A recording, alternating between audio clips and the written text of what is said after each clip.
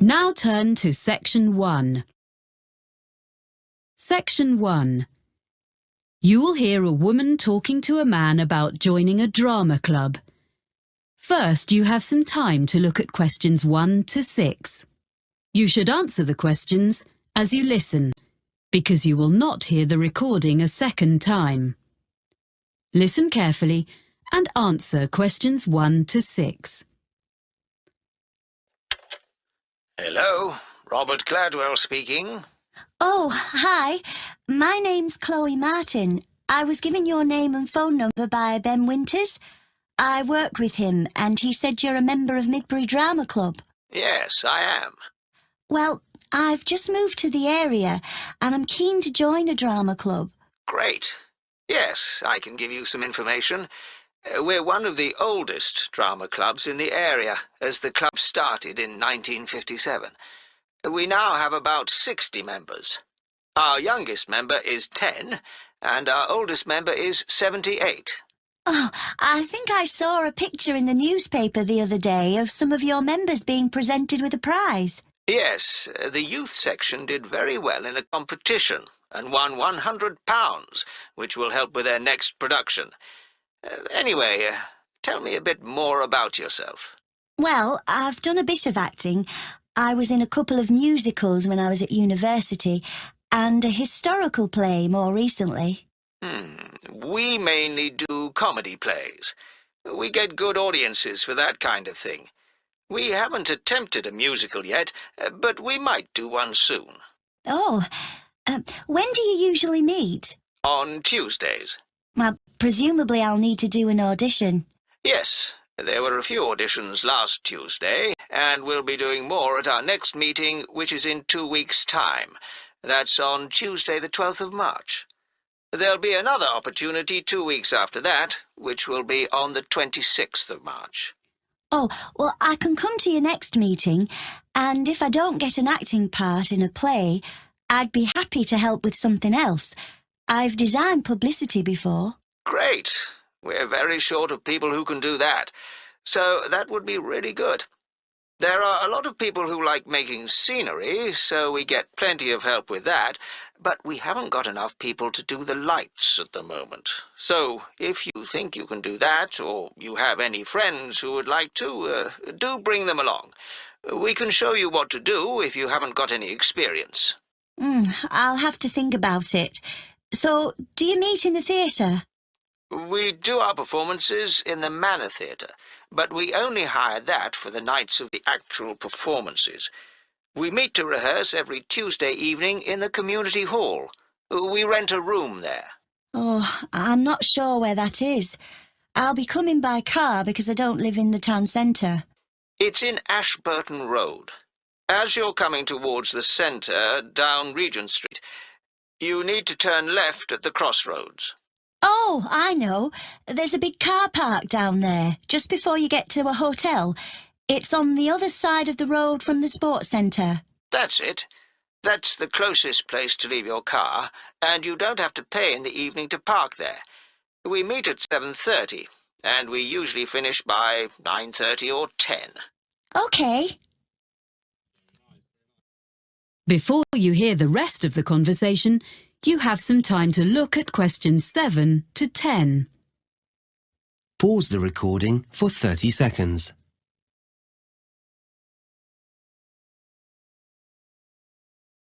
Now listen and answer questions 7 to 10. I haven't mentioned that we have to make a charge.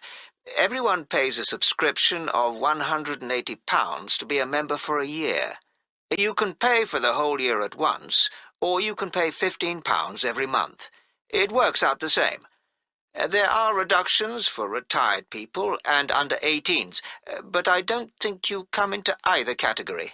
No, I'm 26. Oh, that fee covers all the costs, like photocopying of scripts and producing the posters, but it excludes the costumes for the performances. We ask people to pay for the hire of those themselves. It does mean they look after them properly, as they know they won't get their deposit back otherwise. Can I come along to the next meeting then? Of course. We'd love to see you. And if you want to know more about how we run the auditions or the next play we're doing, why don't you give our secretary a ring? She'll be really pleased to help you. Oh, what's her name? It's Sarah Sawdicott. That's SAWDICOTT.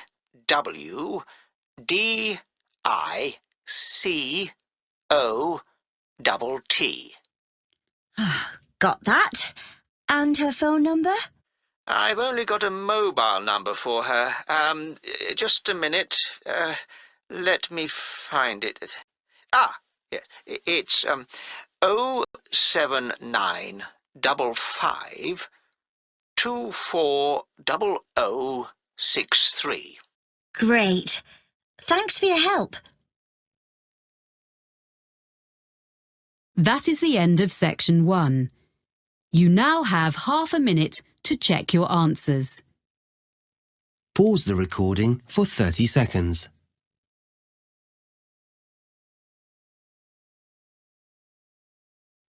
Now turn to section 2. Section 2. You will hear a radio program in which a presenter called Jasmine tells her colleague Fergus about a charity. First, you have some time to look at questions 11 to 15. Pause the recording for 30 seconds.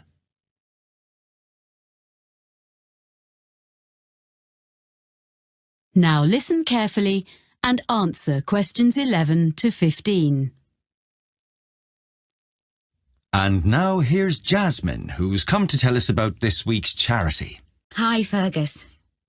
This week, I'm going to talk about forward thinking and their plans for the Colville Centre. So, in recent years, people have realised how useful the arts can be within healthcare. The idea behind forward thinking is to use the arts to promote well-being. The charity develops projects for people with special needs and health problems, and also delivers training to healthcare professionals in using the arts, as well as supplying them with information and advice.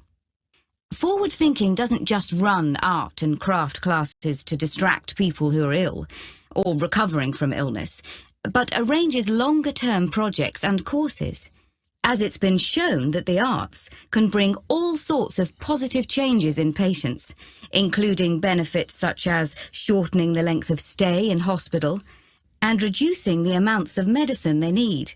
I see. Forward thinking has experience of working with a broad range of people, from young adults with learning difficulties to older people in homes or daycare centres and people with physical disabilities. The organisation's been around since 1986, and it gradually expanded during the 1990s. Then, in the new millennium, it was decided to find a memorable name. So it's been operating as Forward Thinking for several years, in fact since 2005. It's quite a locally based charity, mainly for people in the southern part of this region, which includes all rural and urban communities outside the city of Clifton, which has its own organisation. There are, of course, some similar charities in other parts of the country, in London and so on. And what's the present fundraising in aid of? Yeah, well, the charity needs funding in order to buy the Colville Centre. This is a former village school, which was built in 1868. It was modernised and refurbished by the present owners last year, so it's ideal for art classes and for small social events, performances, seminars and so on. Forward Thinking is fundraising to purchase the building so they can use it to continue running classes and so on for the general public, and eventually also for some of the people they help. Before you hear the rest of the talk, you have some time to look at questions 16 to 20. Pause the recording for 30 seconds.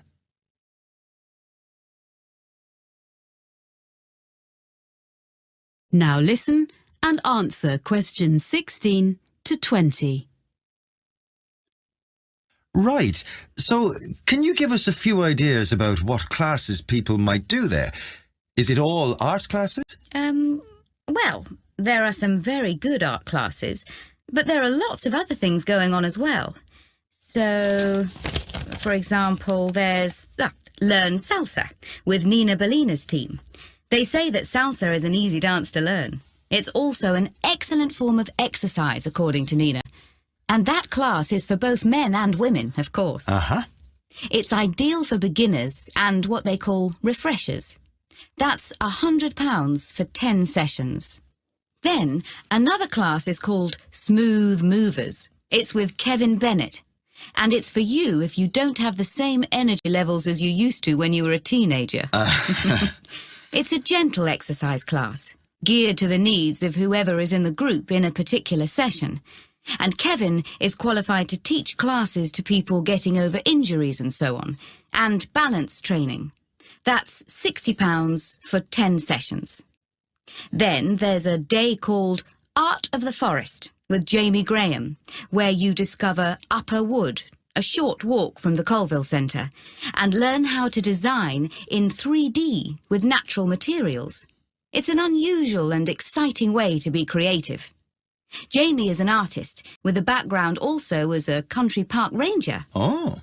For this day, youngsters must be accompanied by a parent or guardian, and the costs are adults, £40, under 14s, £10. But it's best value at £80 for a family of 4. The next one is The Money Maze, and this is a series of talks by Peter O'Reilly, an independent financial advisor. He gives advice on family finances, things like everything parents need to know about managing the costs of bringing up children, sending them to university, and actually also about care for elderly relatives. It's £10 per talk, which will all go to support forward thinking. And as a final example of what's on offer, there's Make a Play. That's for 8 to 14s. And this activity is such a hit that it usually sells out within days of being announced.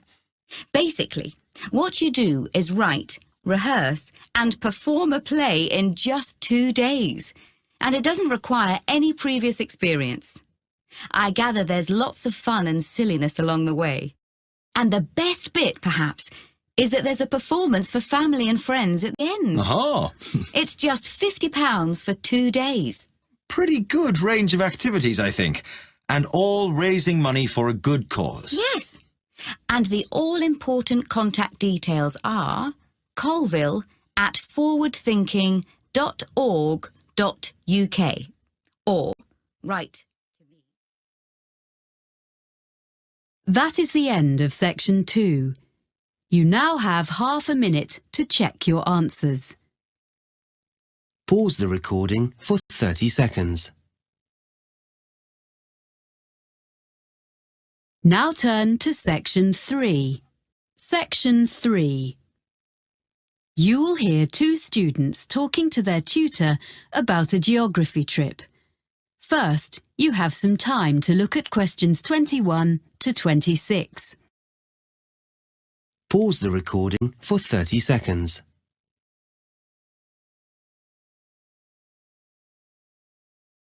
Now listen carefully and answer questions 21 to 26. Now, Stefan and Lauren, you worked together on the assignment for your urban geography course, didn't you? Mm-hmm. I know you made a plan of what you were going to do before you went on the field trip. Did you stick to it? More or less. Okay, so where did you start? Well, first of all, we selected one area of the city to work in. We decided on the centre. Mm-hmm. And we looked in detail at how it has been developed by doing a survey.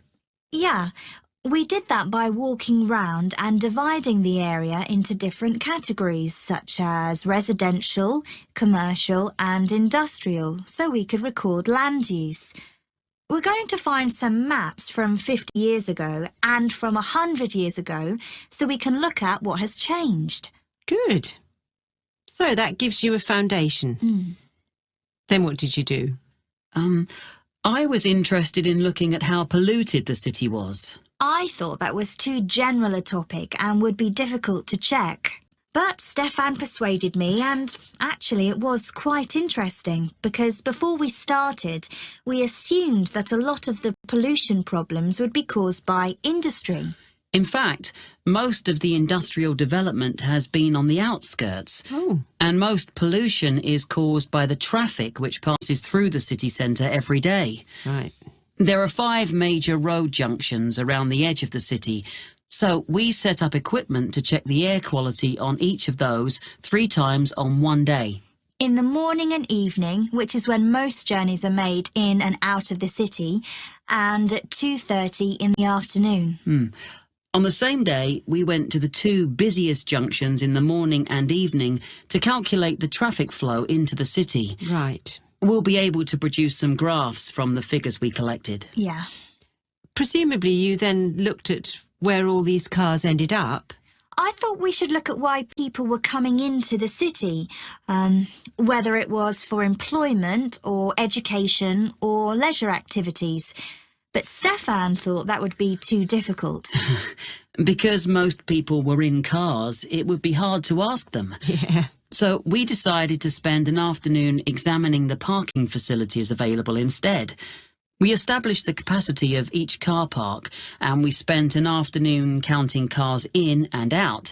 So we have an idea of how long people spend in the city centre. So, do you have evidence that most journeys are made by car within the city centre? We checked local government statistics to see if that was true, but they were inconclusive. Everything is quite close together in the city centre, and there are wide pavements, so you would expect people to walk from one place to another. So we chose a number of locations and we noted how many pedestrians passed a particular spot. How did you choose where to do that? Oh, we stood at 2 places in the business district. One in the shopping area, and the other was in an area where there are more tourists. Right. I thought it was really important to talk to people, so we carried out a survey on how people usually travelled into the city. We asked them about their usual means of transport. We found out that it varied according to why people were travelling. If they were employed in the city, they wanted to get there quickly, but if they were coming in for their leisure time, they didn't mind using the bus. That's all we had time for while we were there. Before you hear the rest of the conversation, you have some time to look at questions 27 to 30. Pause the recording for 30 seconds.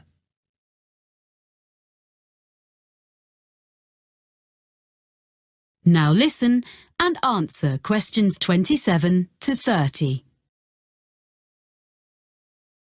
OK. So, shall we talk about what you're going to do next and how you're going to divide the tasks up? How are you going to present the data you've got?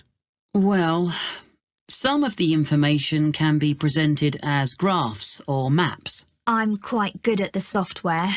You'd better do that then, Lauren. I'll help you check all the statistics before you start. OK. It's good to present as much as you can visually. Is there anything else you can use as visuals?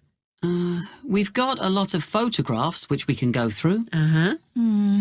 We both took them, so some will be duplicated. It's going to take ages to go through them all. Maybe one of us should just choose some. It's better if you collaborate. That way you'll end up with the best of what you've got. That's fine. We'll do that. And when the graphs and maps are done, you'll need to write a report, an analysis of the data. Will you do that together?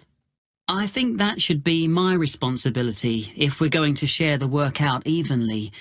I can use some of Lauren's notes as well as my own. OK.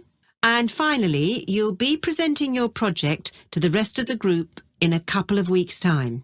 We thought it'd be better for Stefan to do that, as he's got more experience at that kind of thing.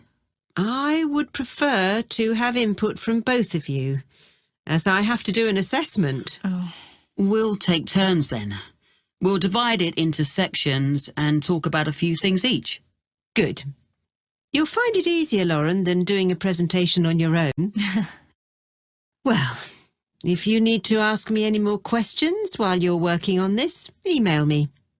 I look forward to seeing what you produce. Thanks. That is the end of section 3. You now have half a minute to check your answers. Pause the recording for 30 seconds.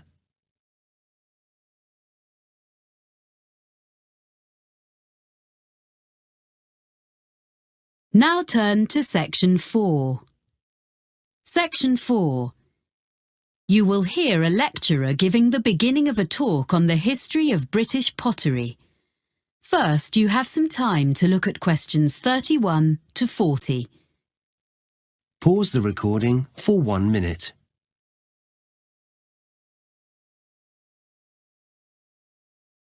Now listen carefully and answer questions 31 to 40. Thank you for coming to this series of talks. Before I talk in detail about the experiments and innovations of the British ceramicists, I'd like to give you a summary of the social and manufacturing background in which they lived and worked.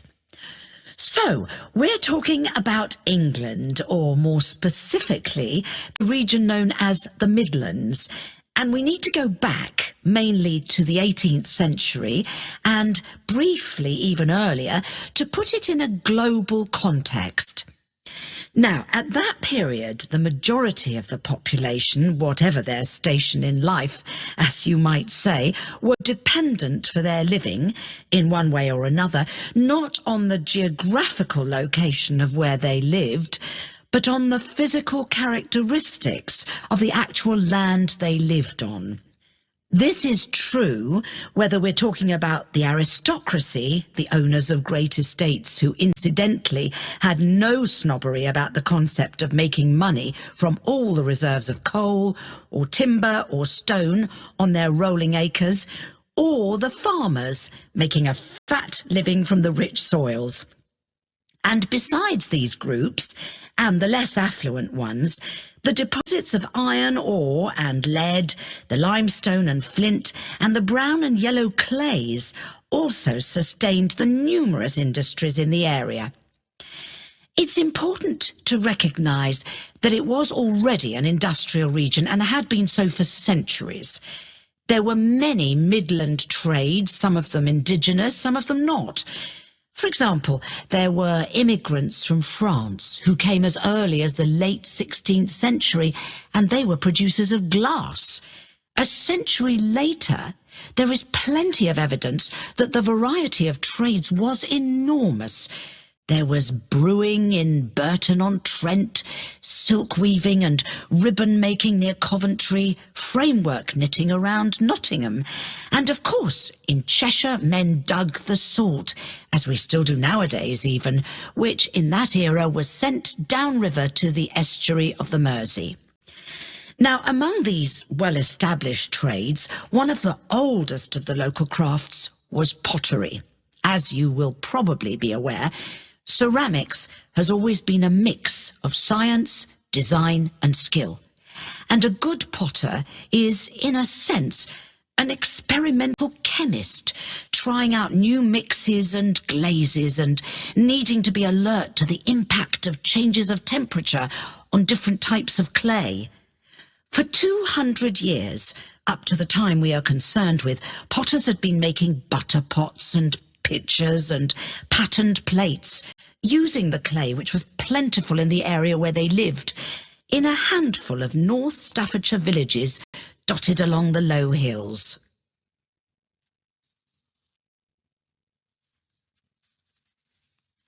Now I want to explain a little about the industrial processes which had preceded the great breakthrough in Germany in 1708. That's when the formula for porcelain was discovered, a secret that had been held in China for 1,000 years. In the Midlands, in England as elsewhere, there had basically been two kinds of pottery. The first is still known as earthenware. Now, this was a bit rough and ready, but it was deservedly popular for several reasons. To start with, it was relatively cheap, so it could be used by most households. This was because it could be made from local clay without any complicated processing or added materials. From the potter's point of view, there was another reason for its cheapness.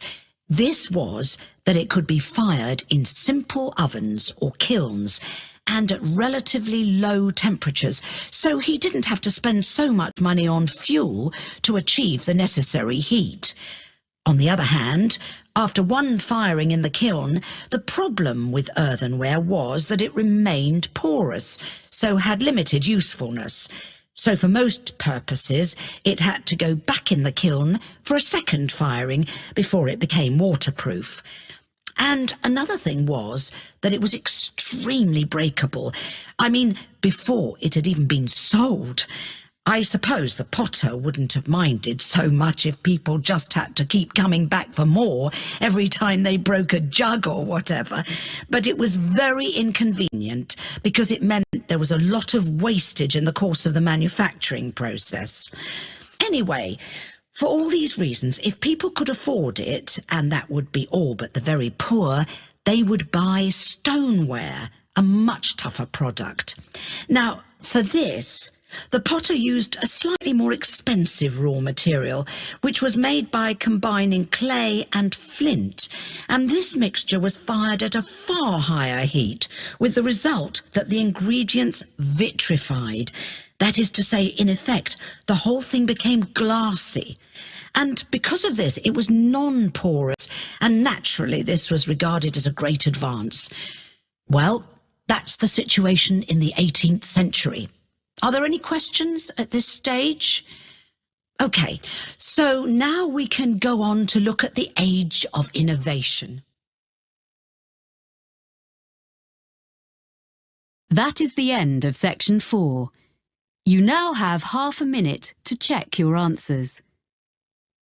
Pause the recording for 30 seconds.